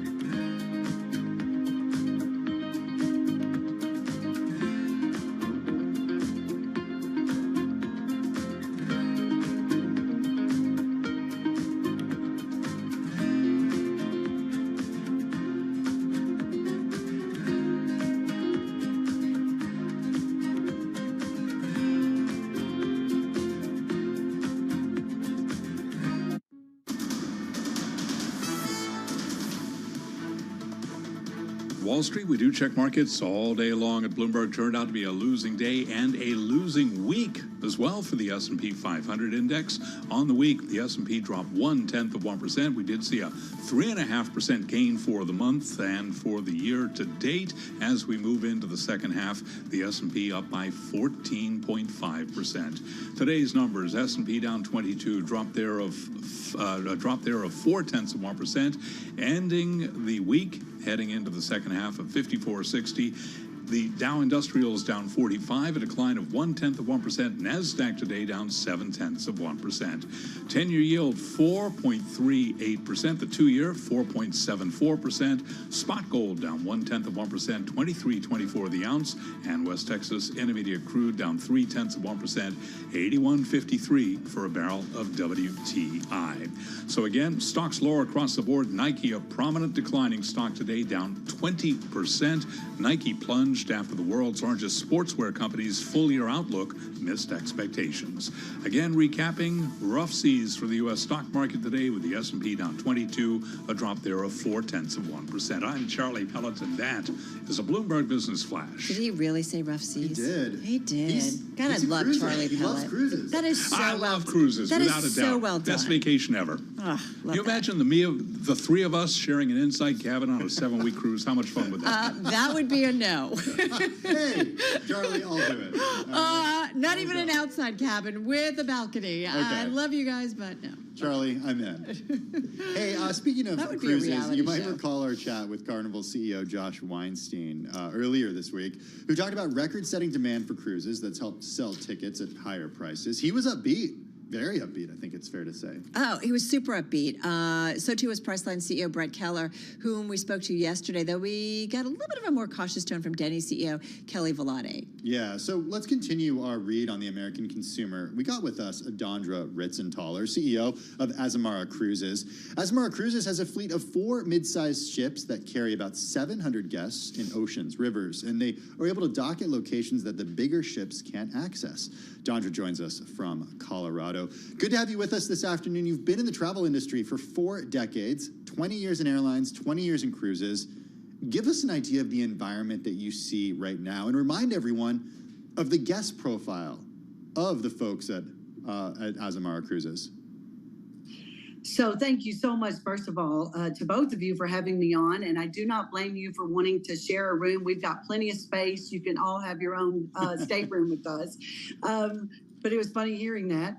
And yeah, the industry is really beaming. And we're excited that we're back in the water and that cruising is really taking off. In fact, it's rebounding much faster than other vacation experiences, where we're actually up 107% versus 19 by the end of 23, when trips to international destinations were actually down 12%. And so we have continued to see that momentum into 2024, and 25 is actually looking even stronger. And the audience for really the Azamara brand is that affluent traveler who has both the time and the desire to really get immersed in these beautiful destinations around the world. So tell us a little bit about Azamara Cruises, because I don't know that it's as well known, to be fair, as some of the big cruise liners that are publicly traded. Tell us a little bit about who you guys are, how long you've been around, where you typically, sail to, and who is your customer. Absolutely. So we have actually been around since 2007. And we are smaller. And in fact, we kind of like that a lot, Carol, that we are smaller. You mentioned it. There's 4 ships. They each hold about 700 guests. And we love that because it's a much more personal and intimate experience. And we go all over the world. In the summertime, we actually have all 4 of our ships in Europe because there's so much demand in the Europe marketplace. Whether you're doing a country intensive in Spain or Italy or Greece, we have those. And then we actually branch out and do things like Africa and South America and, some of those places. Japan is really hot, and we have cruises that go all through that region. What is it? And so Is it currency? Is it what's going on? Everybody's going Everybody's to Japan going right to now. Japan. Sebastian just back from Japan. You know, Elizabeth's just back from Elizabeth Japan. went, Like our yeah. whole team is going to Japan. Yeah. Well, it's funny because it definitely is hot, and there's no question, and you can see that because y'all are living it as well. I think it was because, you know, it was the last to come back after the pandemic, and so there's pent-up demand, and that's why we have so much of our cruising going there, because just like y'all are seeing, it's the same. And, you know, the demographics that want to take an Azamara cruise and really get immersed, like when you go to Japan, you may go to one destination and stay for 5 or 6 days. What we do is we let you go in for a full day or maybe even 2 days, because we do a lot of overnights where other cruise lines don't. And then we let you go experience another part of it. And that's what's really special about the Azamara brand. We really get immersed in the destination. Hey, if, Dondra, if demand is so high right now, why do you only have 4 ships? Well, you know, we are owned by Sycamore, which is a private equity firm out of New York, and we very much have discussions with them ongoing in growing our beautiful company, because we would like to get 3, 4 more ships so that we can go in even more places and take our guests around the world. But that's where we are today, and we're going to keep being successful in the marketplace and growing the business and using our travel advisors, which really are a huge distribution channel to us. And then as we grow, I suspect that our private equity firm will allow us to grow by getting new builds. Well, give us an idea. We're not in the cruise business, and I don't think many of our listeners and viewers are. So, how much does it cost to build one of these ships, and what would be the lead time that you would need from ordering it to when it's actually delivered?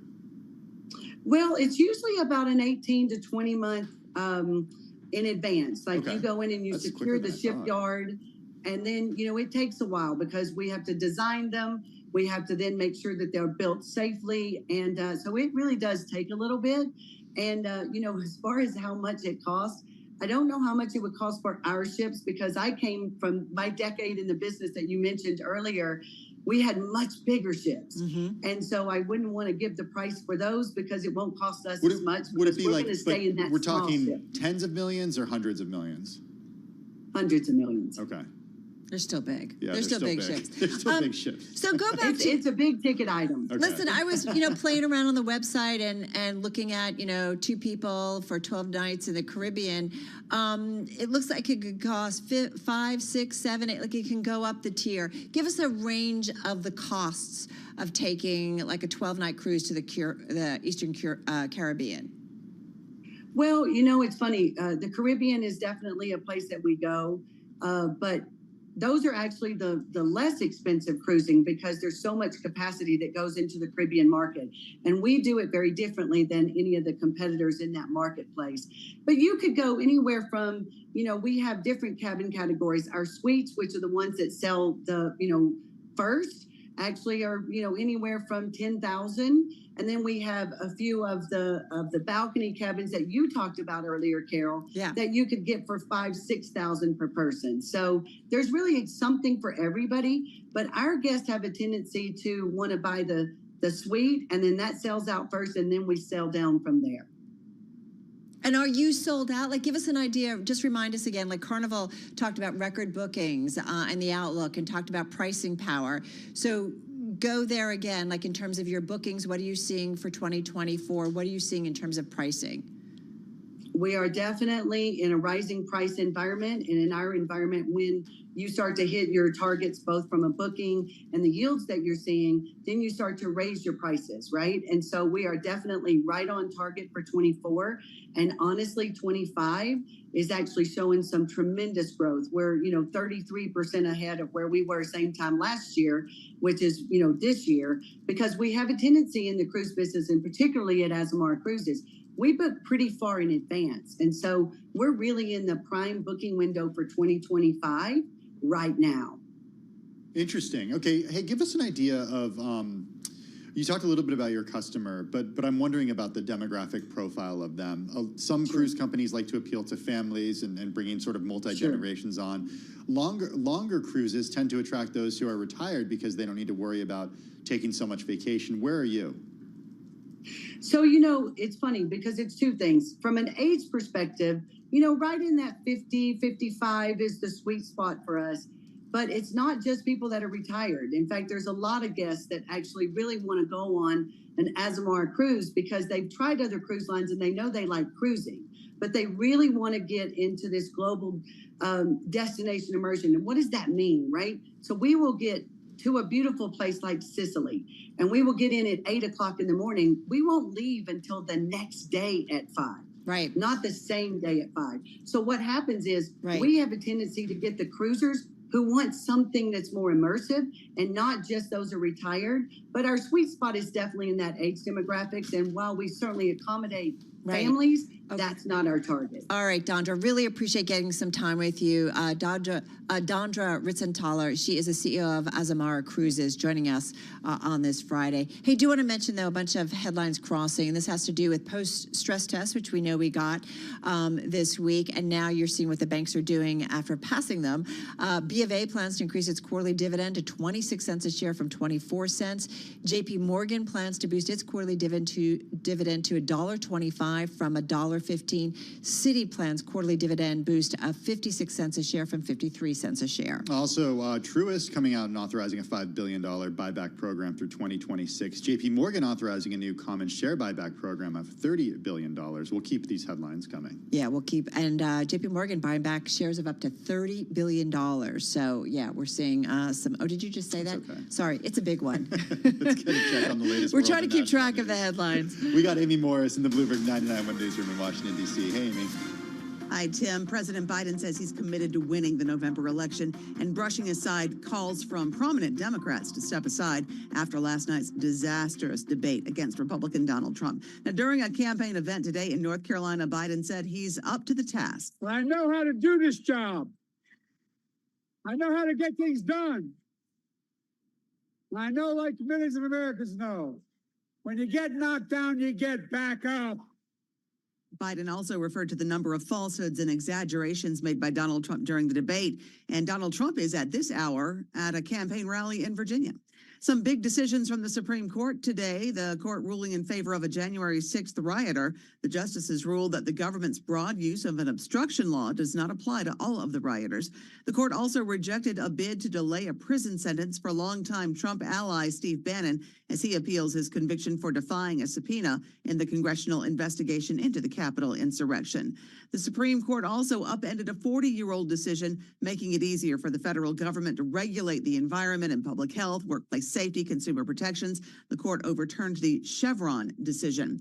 And the High Court ruled that homelessness is not a status protected by the 8th Amendment's prohibition on cruel and unusual punishment that allows local governments to prohibit the homeless from sleeping outdoors. The Supreme Court is also expected to rule on former President Trump's immunity case on Monday. Chief Justice John Roberts announced that Monday will be the last decision day of the term. Trump's lawyers argue that he is immune from prosecution for alleged crimes committed while in office. Global news 24 hours a day and whenever you want it with Bloomberg News Now. I'm Amy Morris, and this is Bloomberg.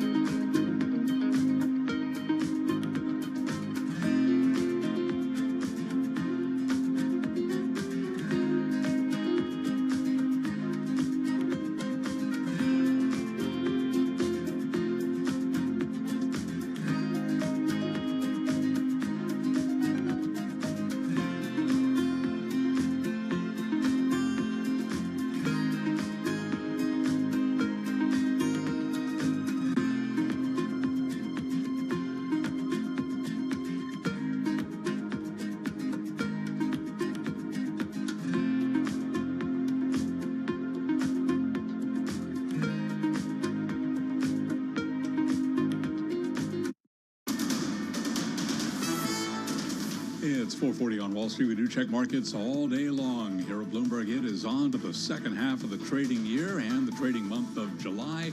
A down Friday, losing week. The Dow, the S&P, NASDAQ all declined today. The S&P at one point, though, was up as much as 1%, ending the session down 0.4%. So the S&P, which was trading above 5,500, ends the week at 5460, lower today by 22 points, down 0.4%. The Dow down 45, a decline of 0.1%. NASDAQ down 126, a drop of 0.7%. 10-year 4.38%, the 2-year 4.74%.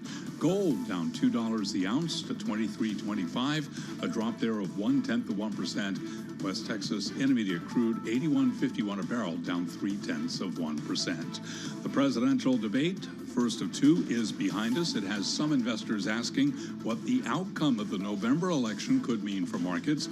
And that question today for Alan Zafran, the co-CEO at IEQ Capital, who is a guest right here on Bloomberg Business Week. But other than short-term trades, I don't think anything's really changed. The market, in essence, is betting that for the most part, things aren't going to change. And again, just remind people, for us here, Big's issue is really Congress and tax laws.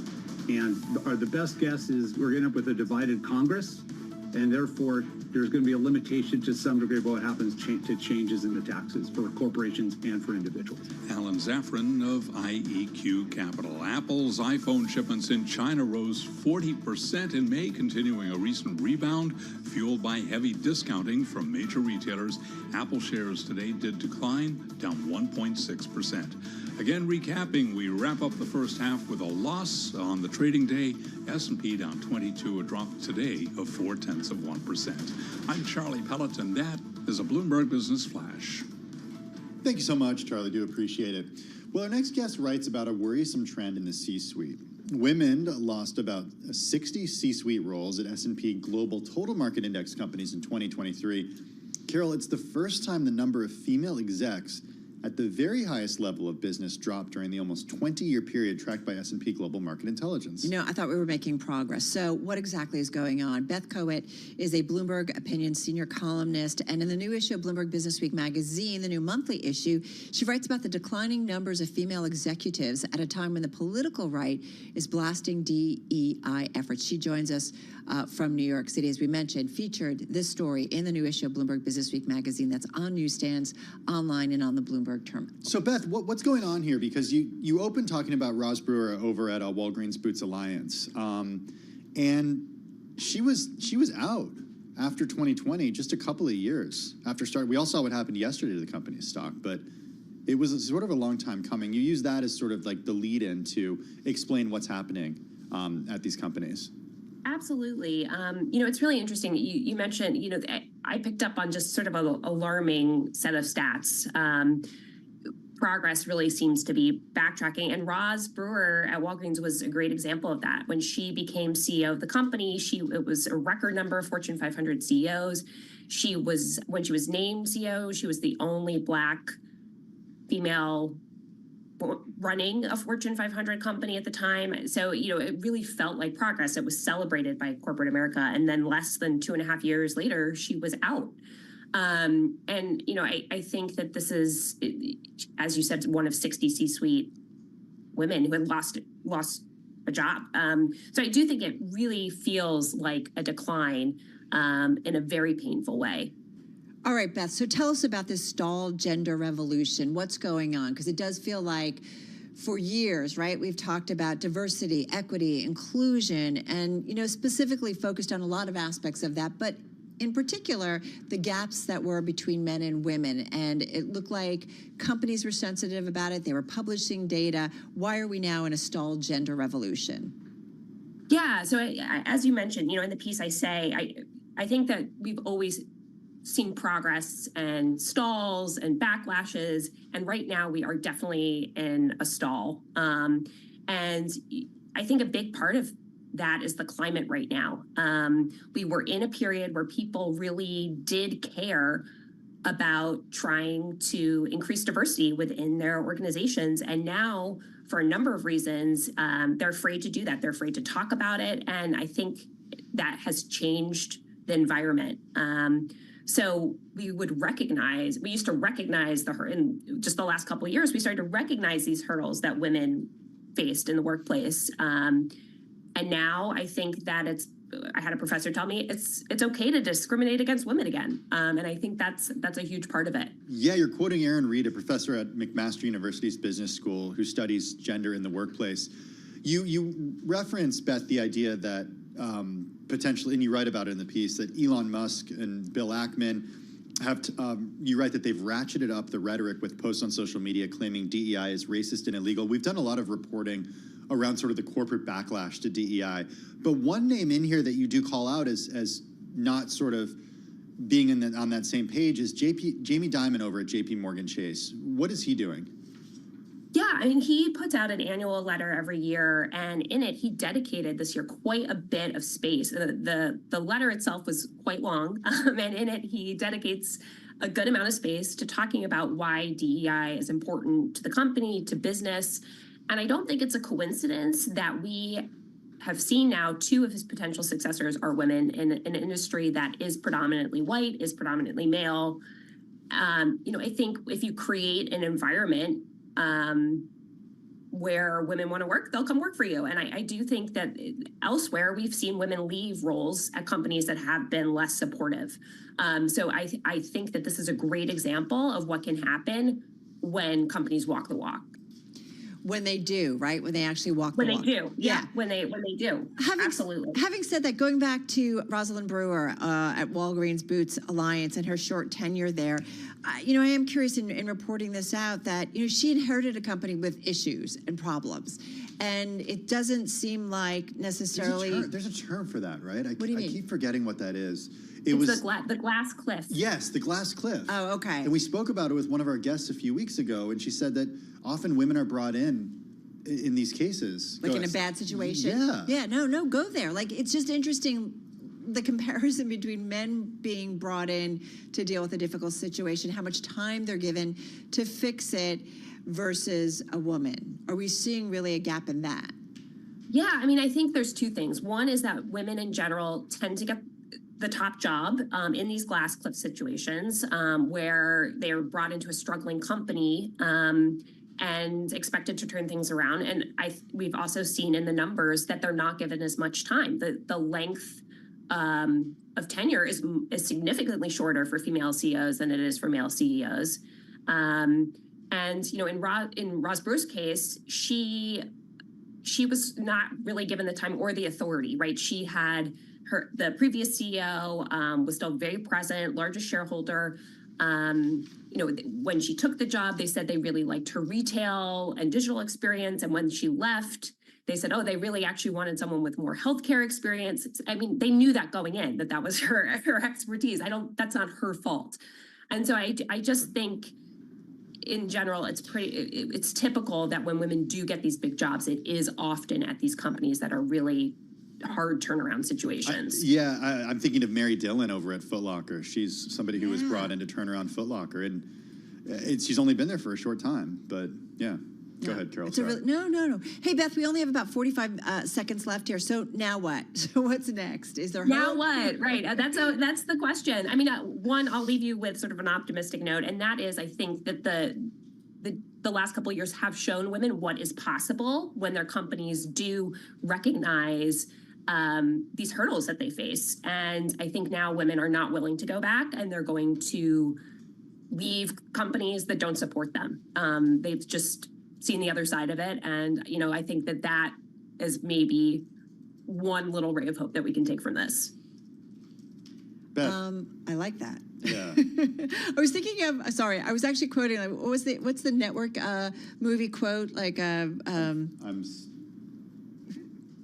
I'm mad as hell and I'm not going to take it anymore. Thank you, Paul Brennan. But that's what I was thinking for Beth, right? Like, that's how we finish, right? I'm mad as hell. I'm not going to take it anymore. And I'm not going to just settle for not getting to the top.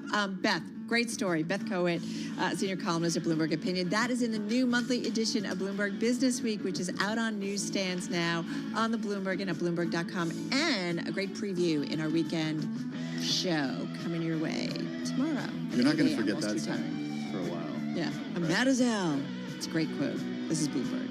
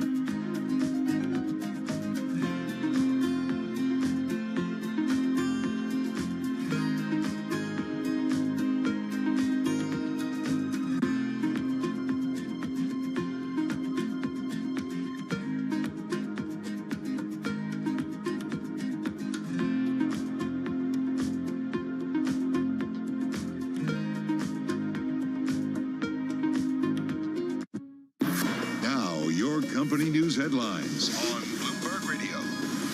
From Bloomberg World Headquarters, I'm Charlie Pellet. Bank of America, Citigroup, and J.P. Morgan Chase are among American banks that have lifted payouts to investors. That word coming today after easily passing the Federal Reserve's annual stress test. The companies announced the increases 2 days after the regulator's review showed that all 31 banks examined would maintain enough capital to withstand a hypothetical economic downturn. Today, we had shares of those banks all advancing. Bank of America up today by 1.3%. J.P. Morgan Chase up 1.5%. Citigroup today up by 3.1%. Nike shares plunged. They had their biggest drop on record today after the world's largest sportswear company's full-year outlook missed expectations, reinforcing investor concerns about waning demand and ground loss to German rival Adidas. So, is this a Nike issue or is it a market issue? That question this morning for Poonam Goyal, a senior retail analyst with Bloomberg Intelligence. It absolutely is a Nike issue. The problem is innovation here. They pulled their foot off the pedal about a couple of years ago since the pandemic, and they really haven't brought out enough innovation to compete with the competition and to suffice customer demand. Now they're working on it, but it's going to take time, and it's going to be a painful year to watch them try to come out of this and really bring forward more innovation than their competition. Poonam Goyal of Bloomberg Intelligence, the owner of the Jordan and Converse brands, sees revenue declining in the mid-single digits in the company's current fiscal year, which began this month. Analysts had expected growth of about 2% this year at Nike. Again, Nike shares today down 20%. Those are our top company stories at this hour, and this is Bloomberg. You're listening to Bloomberg Business Week with Carol Messer and Tim Stenivek on Bloomberg Radio and Television. It is Bloomberg Business Week. Let's get a check on the latest world and national news. We got Amy Morris in the Bloomberg 99.1 newsroom in Washington, D.C. Hey, Amy.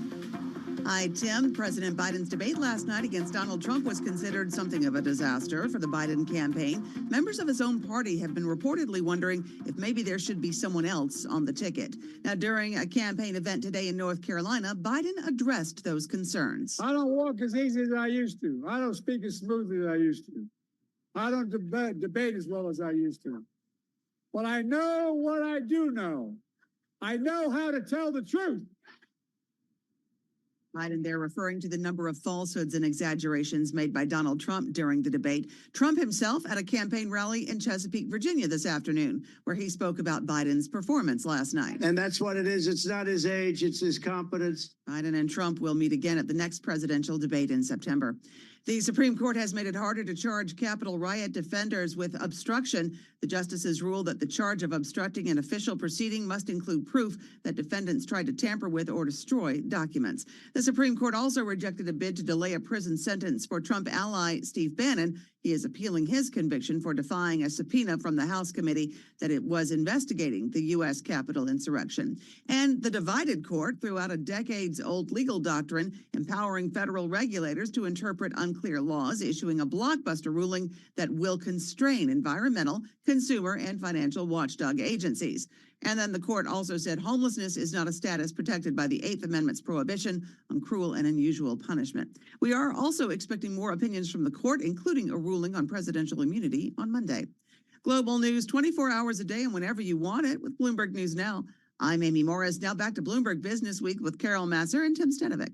All right, Amy Morris, you have a great weekend. Carol Masser along with Tim Stenivek getting ready to wrap up. Just a little tease for me because we're going to be, I'm working but not here next week. You're not going to be here next week? Oh, are you just getting the memo? I'm just getting hold on. I have to do this thing without you? This is all yours. Ooh, thank you. What's the plan? Bloomberg's involved with the Boston Pops Fireworks Spectacular. They've been doing it for about 7 years, and so Romaine and I are going to go. We'll be in Boston with the Boston Pops and all the glory that they do when it comes to July 4th. It's really wonderful. And that's going to be great. We'll be hosting it, so looking forward to it. That'll be a lot of fun. What are you doing for 4th of July? I'm watching the Boston Pops on Bloomberg TV. Are you really? Oh, yeah. How can I miss it? So in. You know, I will tell you, you did this last year. I did. I was on leave at the time. I got so many texts from people in my family, people, friends, saying that they were watching you. And they're like, where are you? Why No, are they you knew I there? wasn't there. That's some people asked, but everyone knew I was on there. You know, it's so funny. We were talking about earlier about the debate last night, and you know, it's really fun to be in front of a live audience, a massive live audience, and just play around with it. And I was just thinking about that with the debate, how flat it was, and just, I mean, we don't normally have an audience. We have our audience in the control room. And when we make a mistake, we can hear them scream through the soundproof glass, which isn't soundproof to the extent of. So we have our own little screams. audience. Yeah, we do have our own little audience. But it's a lot of fun, and it's a great way to just kind of think about some of the music, the history of this country as it gets ready to celebrate another birthday. So fireworks? Fireworks on the river, on the Charles River. It's really beautiful. We walk down to the dock, and I'll have some family members there, so it's going to be a lot of fun. Very cool. Well, we're going to miss you here. I will hold down the fort. Do not worry. Don't mess anything